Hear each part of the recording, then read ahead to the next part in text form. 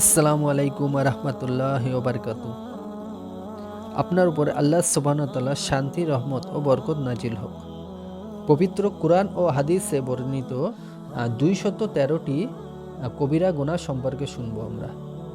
তার মধ্যে আমরা আজকে প্রথম পর্বে 3টি কবিরা গুনাহ সম্পর্কে শুনব।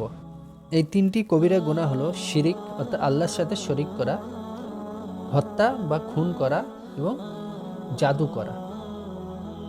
তো প্রথমেই আমরা শিরিক সম্পর্কে জানি। মানব জীবনের সর্বাপেক্ষা বড় গুনাহ হচ্ছে আল্লাহর সাথে শিরিক করা। এই শিরিক আবার দুই প্রকার। প্রথমত আল্লাহর সমকক্ষ বা প্রতিদ্বন্দ্বী সাব্যস্ত করা, তাকে বাদ দিয়ে অন্য কোনো কিছুর ইবাদত করা, যেমন পাথর, বৃক্ষ, সূর্য, চন্দ্র, নক্ষত্র, গ্রহ, জিন, ফেরেশতা, দেবদেবী বা কোনো পুরোহিতকে অর্ঘ্য দেওয়া ইত্যাদি। এসব কিছুর অনুগত্য ও ইবাদত করা হচ্ছে সর্বাপেক্ষা বড় শিরিক। এ প্রসঙ্গে মহান আল্লাহ সুবহানাহু ওয়া তাআলা বলেন, আল্লাহ তার সাথে শরিক করার অপরাধ কখনোই ক্ষমা করেন না, তাছাড়া অন্য অপরাধ যাকে ইচ্ছা ক্ষমা করেন। সূরা আন-নিসা আয়াত 48। আল্লাহ সুবহানাহু ওয়া তাআলা সূরা লোকমানে বলেছেন, নিশ্চয়ই শিরিক হলো বড় জুলুম। মহান আল্লাহ সুবহানাহু ওয়া তাআলা শিরিক প্রসঙ্গে পবিত্র কোরআনে ইরশাদ করেছেন, কেউ আল্লাহর সাথে শিরিক স্থির করলে আল্লাহ তার জন্য জান্নাত হারাম করে দেবেন এবং তার আবাস জাহান্নাম। সূরা আল মায়েদা আয়াত 72। এছাড়া শিরিক সম্পর্কিত আরও অনেক আয়াত পবিত্র কোরআনে আছে। যে ব্যক্তি আল্লাহর সাথে শিরিক করলো এবং মুশরিক অবস্থায় মৃত্যুবরণ করলো, সে ব্যক্তি অকট্টভাবেই জাহান্নামী। যেমন কোনো ব্যক্তি আল্লাহর প্রতি ঈমান আনলো এবং ঈমানদার অবস্থায় মৃত্যুবরণ করলো, সে ব্যক্তি জান্নাতি, যদিও গুনাহের কারণে তাকে কিছুকাল জাহান্নামে শাস্তি দেওয়া হয়। সহিহ হাদিসে রাসূল সাল্লাল্লাহু আলাইহি সাল্লাম বলেছেন, আমি কি তোমাদের সর্বাপেক্ষা বড় গুনাহের কথা বলে দেব? তিনি এই কথাটি 3 বার পুনরুক্তি করলেন। সাহাবায়ে কেরাম রাদিয়াল্লাহু আনহু আরজ করলেন, জি হ্যাঁ ইয়া রাসূলুল্লাহ। তিনি বললেন, আল্লাহর সাথে শিরিক করা ও পিতা মাতার অবাধ্য হওয়া। এ সময় তিনি হেলান দেওয়া থেকে সোজা হয়ে বসে পড়লেন। এরপর তিনি বললেন, সাবধান, মিথ্যা কথা বলা, মিথ্যা সাক্ষী দেওয়া। এভাবে তিনি একের পর এক বলেই যাচ্ছিলেন, এমনকি আমরা বলাবলি করছিলাম যদি তিনি থেমে যেতেন। অন্যত্র রাসূল সাল্লাল্লাহু আলাইহি সাল্লাম বলেছেন, তোমরা 7টি ধ্বংসাত্মক বস্তু থেকে বেঁচে থাকো। এরপর তিনি আল্লাহর সাথে শিরিক করা বিষয়টি উল্লেখ করেন।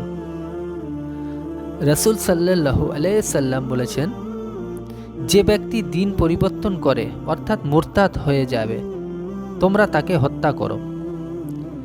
দ্বিতীয় প্রকার শিরিক হলো রিয়া বা প্রদর্শনমূলক আমল করা। এ ব্যাপারে মহান আল্লাহ সুবহানাহু ওয়া তাআলা বলেছেন, যে তার প্রতিপালকের সাক্ষাৎ কামনা করে সে যেন নেক আমল করে এবং তার প্রতিপালকের ইবাদতে অন্য কাউকে শরিক করে না। সূরা কাহাফ আয়াত 110। অর্থাৎ কেউ যেন তার কথা ও কর্মের দ্বারা অন্য কিছুকে আল্লাহর সমকক্ষ স্থির না করে। রাসূল পাক সাল্লাল্লাহু আলাইহি সাল্লাম বলেছেন, তোমরা ছোট ছোট শিরিক থেকে সাবধান থাকো। সাহাবায়ে কেরাম রাদিয়াল্লাহু আনহু জিজ্ঞাসা করলেন, ছোট ছোট শিরিক কি ইয়া রাসূলুল্লাহ? তিনি বললেন, রিয়া অর্থাৎ লোক দেখানো ইবাদত। অর্থাৎ কিয়ামতের দিনে বান্দাদের আমলের প্রতিদান সম্পর্কে বলবেন, যাও তোমরা তার কাছে তোমার কর্মফল লাভের জন্য যাদের দেখানোর উদ্দেশ্যে পৃথিবীতে আমল করেছিলে, এখন পরখ করে দেখো তাদের কাছে তোমাদের জন্য কি কোনো প্রতিদান মজুদ আছে? রাসূলুল্লাহ সাল্লাল্লাহু আলাইহি সাল্লাম বলেছেন, হাদিসে কুদসিতে মহান আল্লাহ সুবহানাহু ওয়া তাআলা বলেন, যে ব্যক্তি এমন আমল করলো যাতে সে আমি ছাড়া অন্য কাউকে শরিক করলো, সে ব্যক্তি প্রকৃত মুশরিক এবং আমি তার দায়িত্ব থেকে মুক্ত। তিনি আরও বলেন, যে ব্যক্তি অন্তরের কান দিয়ে আমলের নিয়তে শোনে, আল্লাহ তাআলা তার দোয়া কবুল করেন, এবং যে ব্যক্তি রিয়া করে আল্লাহ তার সাথে অনুরূপ আচরণই করবেন। হযরত আবু বকর রাদিয়াল্লাহু আনহু থেকে বর্ণিত, তিনি বলেন, রাসূল সাল্লাল্লাহু আলাইহি সাল্লাম বলেছেন, অনেক রোজাদার এমন আছে যারা তাদের রোজা দ্বারা অনাহারের কষ্ট ও তৃষ্ণা ব্যতীত কিছুই লাভ করে না। আর এমন অনেক রাত জাগরণকারী আছে যারা অনিদ্রা ব্যতীত কিছুই হাসিল করতে পারে না। অর্থাৎ তাদের নামাজ ও রোজা খালেস আল্লাহ রেজামন্দি বা সন্তুষ্টির জন্য না হলে তাদের কোনো সওয়াব নেই।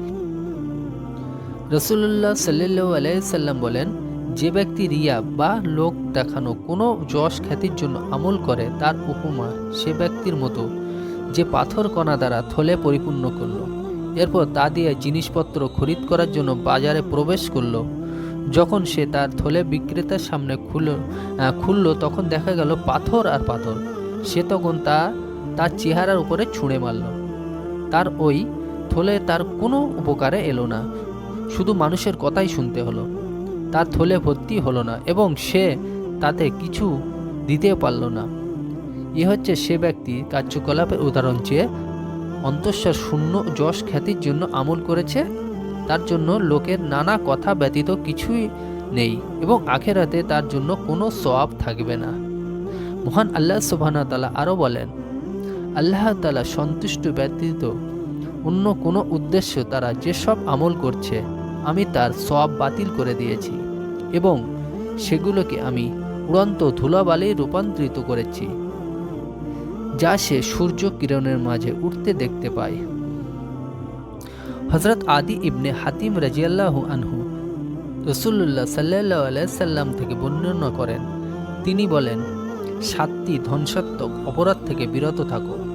সাহাবীগণ বলেন, ইয়া রাসূলুল্লাহ, সেগুলো কি কি? তিনি বললেন, 1. আল্লাহর সাথে শিরক স্থির করা। 2. জাদু চর্চা করা। 3. অন্যায়ভাবে মানুষ হত্যা করা, যা আল্লাহ হারাম করেছেন। 4. এতিমের সম্পদ আত্মসাৎ করা।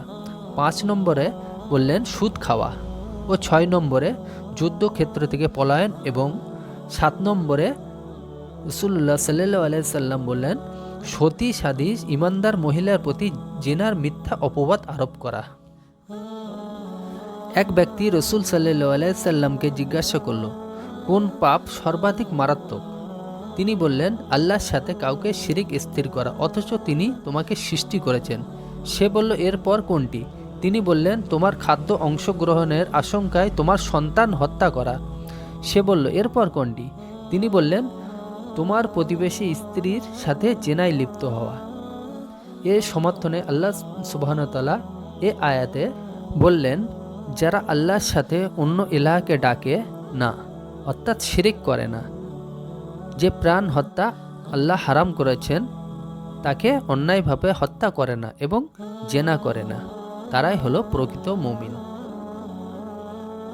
দ্বিতীয় কবিরা গুনাহ হলো হত্যা বা খুন করা।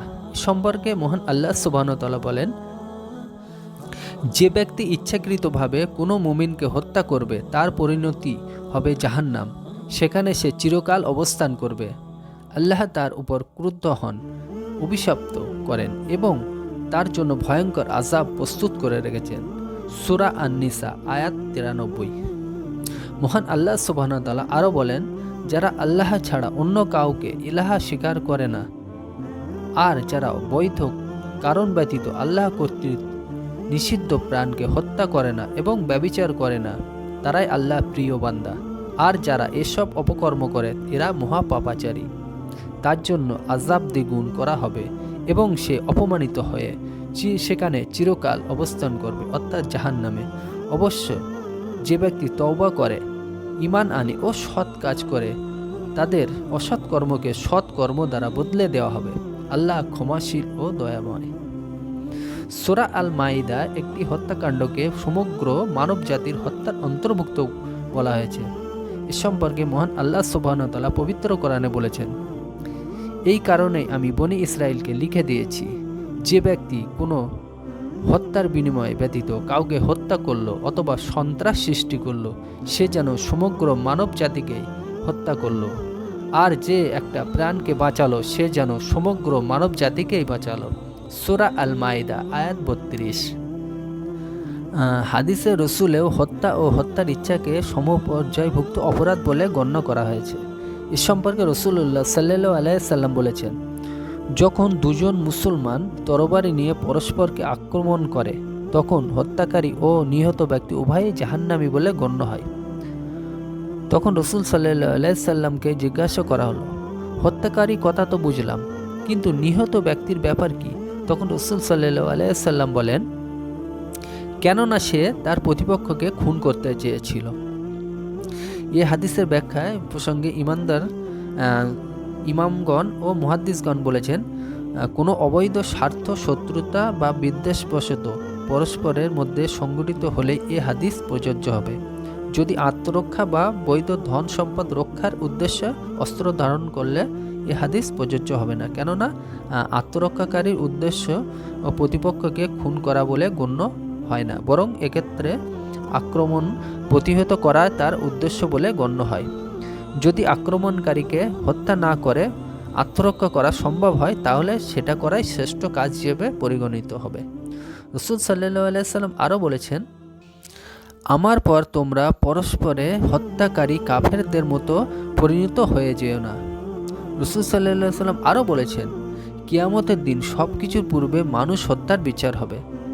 রাসূল সাল্লাল্লাহু আলাইহি সাল্লাম এ প্রসঙ্গে আরও বলেছেন, আমার কাছে কোনো মুমিনের হত্যাকাণ্ড সমগ্র পৃথিবীর ধ্বংস হয়ে যাওয়ার চেয়েও মারাত্মক ঘটনা। এক হাদিসে আল্লাহর সাথে শিরিক করা, মানুষ হত্যা ও মিথ্যা শপথ বা প্রতিশ্রুতি দেওয়াকে সবচেয়ে বড় কবিরা গুনাহ বলে উল্লেখ করা হয়েছে। রাসূল সাল্লাল্লাহু আলাইহি সাল্লাম বলেছেন, পৃথিবীতে যত অন্যায় হত্যাকাণ্ড হবে, আদম আলাইহিস সালামের পুত্র হাবিলের এক অংশ পাবে, কারণ সেই সর্বপ্রথম এই অপরাধে প্রচলন করেন। রাসূল সাল্লাল্লাহু আলাইহি সাল্লাম এক হাদিসে বলেছেন, যে কোনো অমুসলিম নাগরিককে অকারণে হত্যা করবে সে জান্নাতের সুঘ্রাণ থেকে বঞ্চিত থাকবে, অথচ জান্নাতের সুঘ্রাণ 40 বছরের দূরত্ব থেকে পাওয়া যাবে। দ্বিতীয় মহাপাপ হলো জাদু করা। জাদু কবিরা গুনাহ হওয়ার কারণ এটাই, এই কাজ করতে হলে কাফেরে পরিণত না হয়ে করা একেবারেই সম্ভব নয়। মহান আল্লাহ সুবহানাহু ওয়া তাআলা এ সম্পর্কে বলেছেন, শয়তানেরা কুফরিতে লিপ্ত হয়ে মানুষকে জাদু শিক্ষা দান করত। সূরা বাকারা আয়াত 102। অভিশপ্ত শয়তান মানুষকে জাদু শিক্ষা দেওয়ার একমাত্র উদ্দেশ্য হচ্ছে আল্লাহর সাথে শিরিক করা। আল্লাহ হারুত ও মারুত নামক দুজন ফেরেশতার কাহিনী বর্ণনা প্রসঙ্গে বলেন, তারা উভয়ে মানুষকে জাদু শিক্ষা দেওয়ার আগে একথা বলতো, আমরা পরীক্ষা স্বরূপ, কাজেই তোমরা কুফরিতে লিপ্ত হও না। এরপর তাদের কাছ থেকে লোকেরা এমন জাদু শিখত যা দ্বারা স্বামী স্ত্রীর মধ্যে বিচ্ছেদ ঘটানো যায়, অথচ তারা আল্লাহ ইচ্ছা ব্যতীত এর দ্বারা কারো ক্ষতি করতে পারত না। তারা যেসব জাদু শিখত তা তাদের শুধু ক্ষতি করত, উপকার করতই না। আর তারা এ কথাও জানত, যে ব্যক্তি জাদু আয়ত্ত করবে আখিরাতে তার কোনো অংশ প্রাপ্য নেই। সূরা বাকারা আয়াত 102। জন্য অনেক অজ্ঞ মানুষকে জাদুর আশ্রয় নিতে দেখা যায়, কেননা তারা একে শুধু একটা হারাম কাজ মনে করে, অথচ আসলে যে তা কুফরি তা তারা অবগত নয়। স্বামী স্ত্রীর বিচ্ছেদ ঘটানো, বেগানা পুরুষ ও স্ত্রীর মধ্যে প্রেম প্রণয় সৃষ্টির পরিপূর্ণ কাজে এমন সব মন্ত্র পড়ে জাদু করা হয় যার বেশিরভাগ শিরিক ও কুফরিতে পরিপূর্ণ। এজন্যই আল্লাহ এসব কাজকর্ম করা বা ধরা কাছেও যাওয়া নিষেধ করেছেন, আর এরা এসব কাজই জাদুক্ষেত্রে প্রয়োগ করে থাকে। জাদুক্ষেত্রে শরিয়ত সম্মত বিধানের শাস্তি হচ্ছে মৃত্যুদণ্ড প্রদান করা, কেননা তা আল্লাহর সাথে কুফরি বা কুফরির পর্যায়ভুক্ত হিসেবে গণ্য। রাসূল সাল্লাল্লাহু আলাইহি সাল্লাম যে হাদিসে 7টি ধ্বংসাত্মক কাজ পরিহার বা পরিত্যাগ করতে বলেছেন, এতে জাদু অন্তর্ভুক্ত রয়েছে। সুতরাং এক্ষেত্রে আল্লাহকে ভয় করা উচিত এবং দুনিয়া ও আখিরাত উভয় স্থানে ক্ষতিকর এমন কাজ থেকে দূরে অবস্থান করা উচিত। হাদিস শরীফে বর্ণিত আছে, জাদুকরের শাস্তি তরবারি আঘাতে একে হত্যা করে দেওয়া। ইবনে আবদা বলেছেন, হযরত উমর রাদিয়াল্লাহু আনহু ইন্তেকালের 1 বছর পূর্বে আমাদের কাছে এ মর্মে নির্দেশ আসে যে জাদুকর স্ত্রী বা পুরুষ যেই হোক একে হত্যা করো। মহান আল্লাহ সুবহানাহু ওয়া তাআলা এক হাদিসে কুদসিতে বলেছেন, আমি ব্যতীত আর কোনো ইলাহ নেই, যে জাদু করে, যার জন্য জাদু করা হয়, যে ভবিষ্যৎবাণী করে, যার জন্য ভবিষ্যৎবাণী করা হয়, যে শুভ বা অশুভ লক্ষণে বিশ্বাস করে বা কাউকে বিশ্বাস করতে উপদেশ দান করে, এরা কেউ আমার পছন্দনীয় নয়। হযরত আলী রাদিয়াল্লাহু আনহু বর্ণনা করেছেন, গণক ও জাদুকর দুজনেই কাফের। রাসূল সাল্লাল্লাহু আলাইহি সাল্লাম বলেছেন, 3 ব্যক্তি জান্নাতে প্রবেশ করতে পারবে না। তার প্রথম হলো মদ্যপানকারী, দ্বিতীয় ব্যক্তি হলো রক্ত সম্পর্কীয় আত্মীয়তা ছিন্নকারী ও তৃতীয় ব্যক্তি হলো জাদুতে আস্থা স্থাপনকারী, অর্থাৎ সে জাদু করে না কিন্তু জাদুতে বিশ্বাস করে এমন। হযরত ইবনে মাসউদ রাদিয়াল্লাহু আনহু বর্ণিত হাদিস রয়েছে, তাবিজ ও ঝাড়ফুঁকে বিশ্বাস করা শিরক। অবশ্য আল্লাহর ইচ্ছা ও অনুগ্রহ ব্যতীত এসবে কোনো উপকার নেই। এরূপ বিশ্বাস করলে তাবিজ ও ঝাড়ফুঁকে দোষ নেই, যদি তা ইসলামিক ভাষায় লিখিত না হয়। বর্তমান যেসব তাবিজ বা ঝাড়ফুঁকের প্রচলন রয়েছে সে সম্পর্কে আমাদের কিছু কথা জেনে রাখা অবশ্যই প্রয়োজনীয়। যেসব বিভ্রান্তিপূর্ণ তাবিজ কবজের কিতাব দেখা যায় তা থেকে সতর্ক থাকা উচিত, কেননা এসব ব্যবসায়িক স্বার্থে মানুষকে প্রতারণা করাই হচ্ছে প্রকৃত উদ্দেশ্য। এর মধ্যে এমন সব ভৌতিক নকশা মুহাম্মাদি সুলাইমানি নাম নিয়ে অঙ্কন করা হয়েছে যা বিশ্বাস করলে ঈমান হারা হতে হয়। তবে এসব দ্বারা কেউ কোনো দিন উপকৃত হয় এমন কোনো প্রমাণ আজ পর্যন্ত পাওয়া যায়নি। তো প্রিয় শ্রোতা, আজকে আমরা 3টি কবিরা গুনাহ সম্পর্কে জানলাম। আগামী পর্বে আরও আমরা 4টি কবিরা গুনাহ সম্পর্কে জানবো ইনশাল্লাহ।